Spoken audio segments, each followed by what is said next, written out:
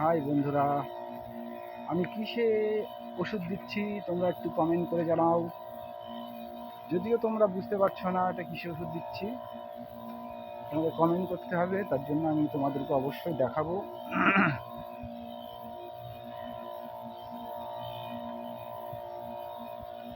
এই যে গাছ দেখছো, এই যে